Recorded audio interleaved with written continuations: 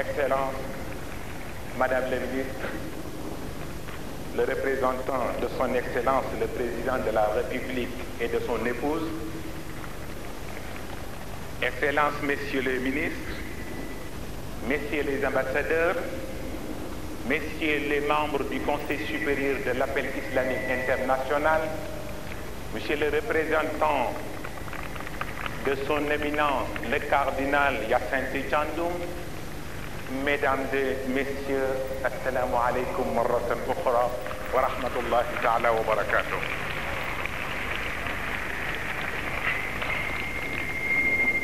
Le monde islamique est secoué aujourd'hui par de multiples crises. Crise de foi, crise de culture, crise économique et crise d'identité. Mais une crise s'est toujours présentée en générant des facteurs de solution. Certes, facteur ne peut être plus indiqué que l'éducation. L'éducation en tant que système, en tant que théorie, en tant que loi d'orientation, en tant que vocation. Mais l'éducation pour qui et pourquoi? Dans une société comme la nôtre, l'effondrement des interdits, le recul de la religion, la démission des parents et des enseignants, le laxisme des adultes ont créé chez les enfants l'angoisse éternelle de l'excessive permissivité. Tout est permis, nous dit un grand éducateur.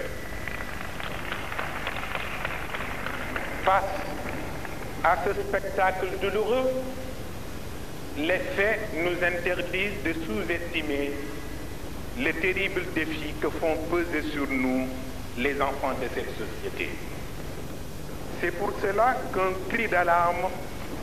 est lancé au nom de tous les enfants du monde. Ces enfants qui méritent de notre part beaucoup plus d'attention. Dans ce contexte donc, l'idée d'organiser une année de l'enfant devient une nécessité absolue. Depuis l'année de la femme en 1987 et l'année de la jeunesse qui vient de s'achever, le Daïratul Moustarchidina wal Moustarchidat a toujours joué ce rôle d'avant-garde qui a permis aux jeunes de notre génération de recoller encore une fois les morceaux d'une identité déchirée. Une jeunesse dans un pays est un tissu qui permettra aux bons tailleurs de réaliser une confection sur mesure, c'est-à-dire une éducation à la dimension de l'homme. L'enfant représentera alors un atelier d'apprentissage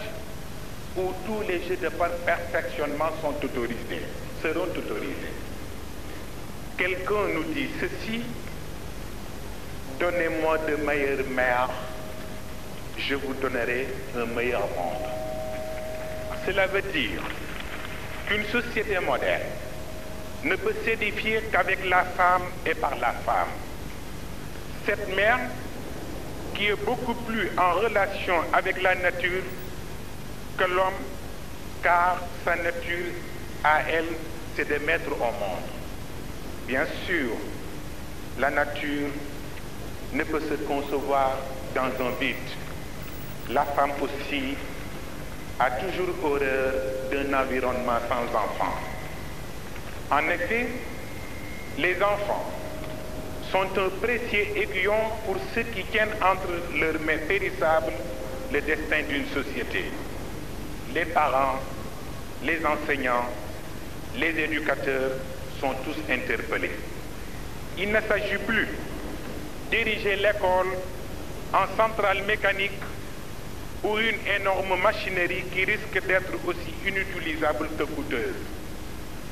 Vouloir faire du moderne ne veut pas dire faire de la modernité un traumatisme.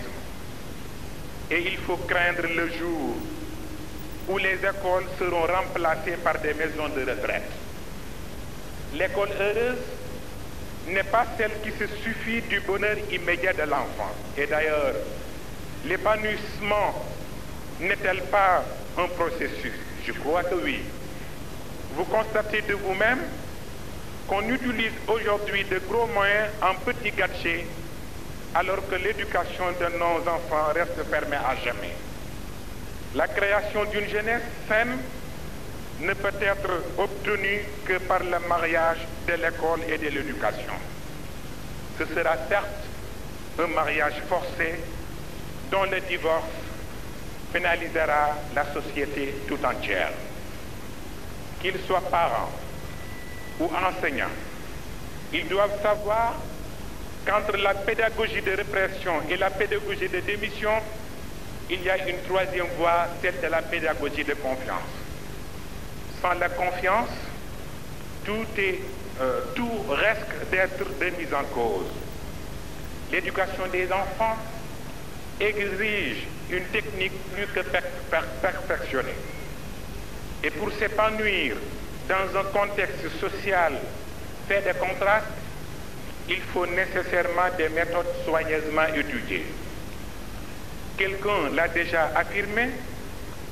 il est évident que tout système d'orientation ou de formation n'aura guère de chance de survivre si on ne tient pas compte des adaptations que crée une vie toujours en marche. Dans ce contexte, le passé et l'avenir ne sont pas prioritaires. Seul le présent compte. C'est une belle occasion alors de recevoir, mûrir par une volonté irrésistible passer à l'action. Le manque de moyens ne peut servir d'excuse à notre neutralité, à notre non-participation à l'éducation des enfants. Un grand éducateur du pays, Cheikh Ahmed Tidiane Sy, nous dit ceci: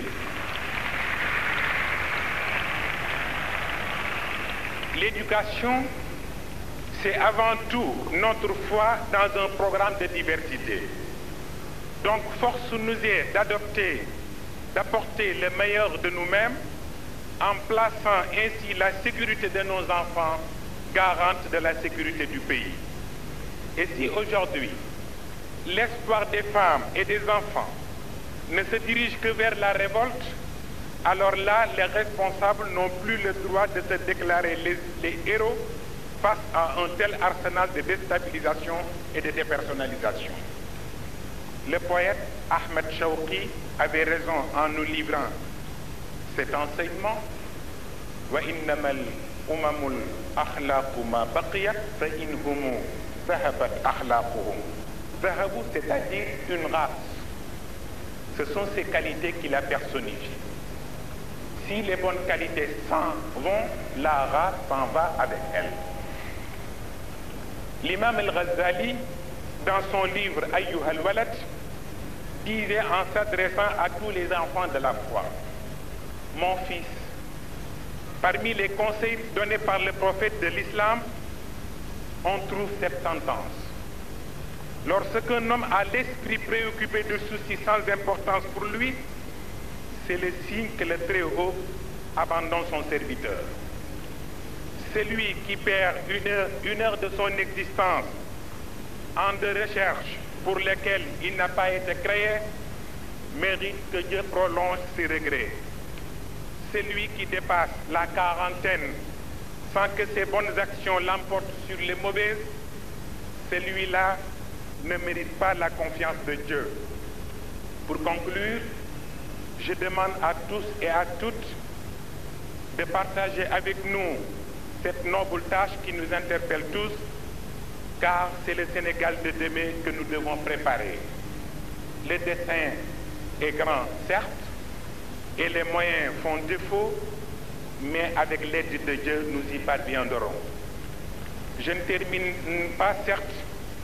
sans présenter une motion de remerciement au chef de l'État, le président Abdou Diouf et de son épouse, représenté ici par le ministre délégué auprès du président de la République chargé de la condition de la femme et de l'enfant, le professeur Ndioro Ndiaye,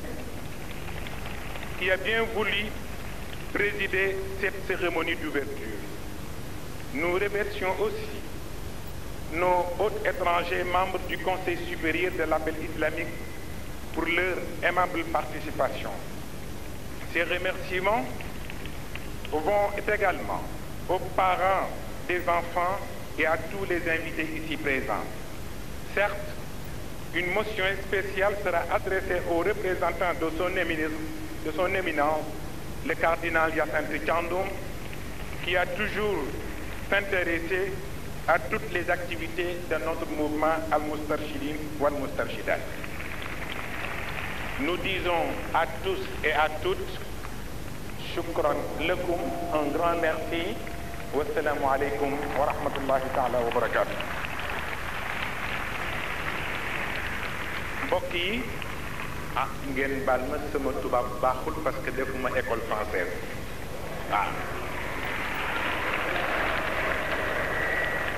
Waaye itam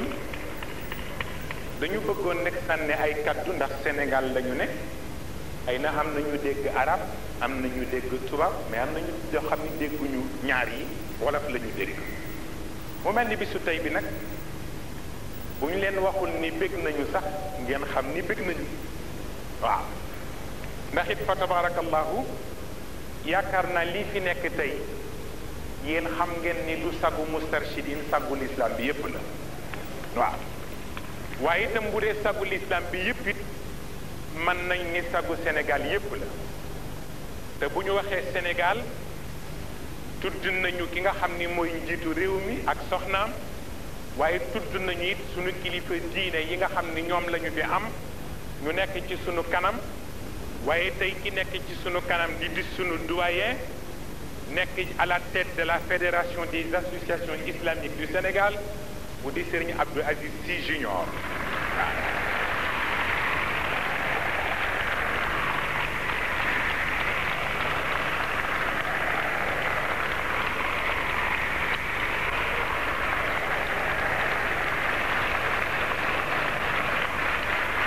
bu ko defee nag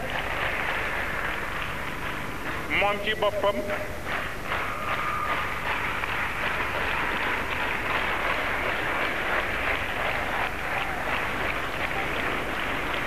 tabarakallah moom ci boppam moo bëggoon ñëwal boppam waaye xam ngeen ni li xew suba yépp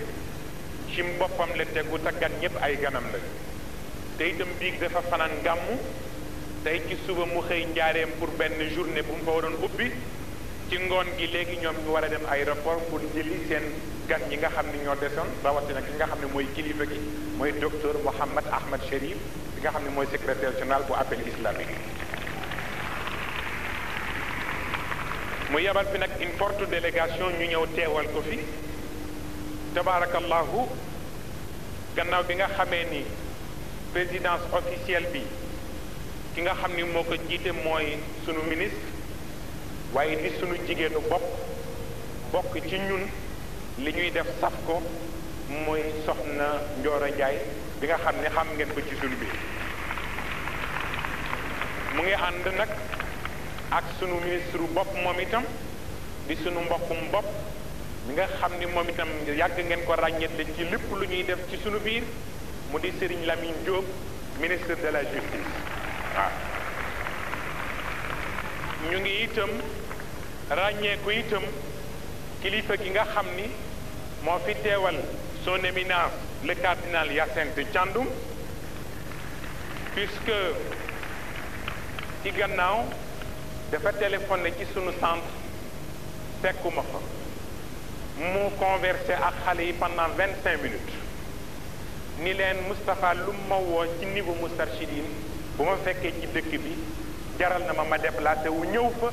ndax li muy def même ku nekkul jullit te nga bëgg lu baax war nga ko mën a bàyyi xel war nga ko itam encouragé waaw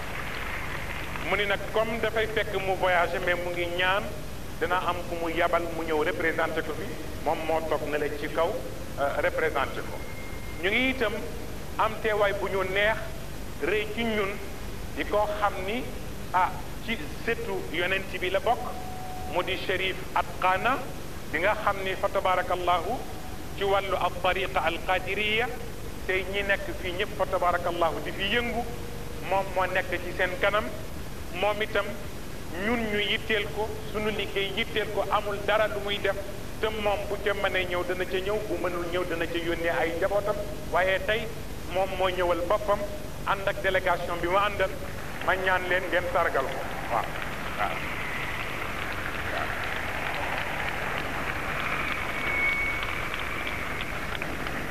ci biir loolu itam képp ku fi ñëw ci autorité bu mu mën a doon muy bu diine muy bu gouvernement wala muy jàngalekat wala muy yarkat wala muy baay wala muy ndey wala muy xarit wala muy am ni jàmm wala muy wëllëre wala muy bépp responsable ñu ngi gërëm ñëpp ñu ngi sant ñëpp ci seen teewaay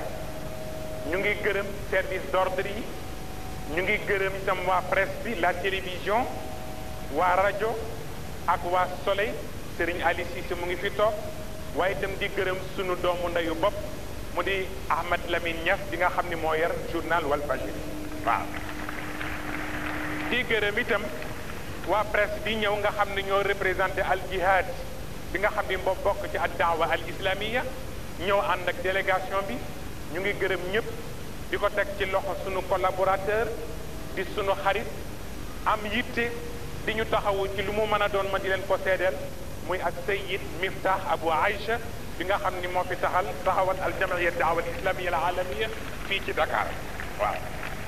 bu ko defee kon nag ñu ngi leen di gërëm di leen sant xam naa li ñu fi wax yëpp di ko tekki matu ko bu dee ci arab ñi ci arab dégg nañ bu dee ci tubaab ñi dégg tubaab dégg nañ waaye bu dee ci wolof nag ma wax leen bu gàtt wax na leen ci rajo bi ni leen ci la war a donn boo xaaree ba jeexal di ko soog a woo sa yëf dootul dem kon nag fa nga mëne nekk ci digg yëf yi te nga koy jële taf ko ci sa bopp la ngay def mu di ko gis di ko xam foo jëm mu ànd ak yow ba bu ëllëgee bu la gisatul it mën a continuer boppam kon nag xale yi ñoom la ñuy ñaan yàlla ëllëg ñoom ñu nekk ñi nga xam ne ñooy taxaw sunu place fii ci réew bi taxawu ko ci wàllu diine taxawu ko ci wàllu réew mu mel ni loolu nag ñuy ñaan képp ku fi ne ngay responsable ak anam boo ko nekkee nga jàppale ñu ci liggéey bi ba année de l'enfant nekk année boo xam ne liñ ci seen woon danañ ko ci am yàlla defal ñu ci sutura ba xale yii màgg ak jàmm yàlla def ci ñoom diine ju sell def ci ñoom yar bu rafet def ci ñoom jikko yu yiwe ba ëllëg kenn ku ci nekk mën a am fierté ci sa doom am fierté ci say njaboot kilifa yi ñu bokk yilif itam am fierté ci ñëpp ñu ngi gërëm ñëpp sànq bi ñuy wax dañu xaw a fàtte sunu mbokk sapeur pompier yi wax dëgg yàlla ci seen taxawaay ñu ngi dimbala xale yi ak waa scout musulman yi ñu ngi leen di gërëm itam directeur u stade bi ak it le ministre de la jeunesse et du sport Abdoulaye Makhtar Diop mi nga xam ne wax dëgg yàlla moom itam lépp lu ñuy def danañu ci bàyyi xel lépp lu ñu soxla ci moom mu taxaw ca comme ni nga xam ne noonu la ko ay nattangoom yi di def kon nag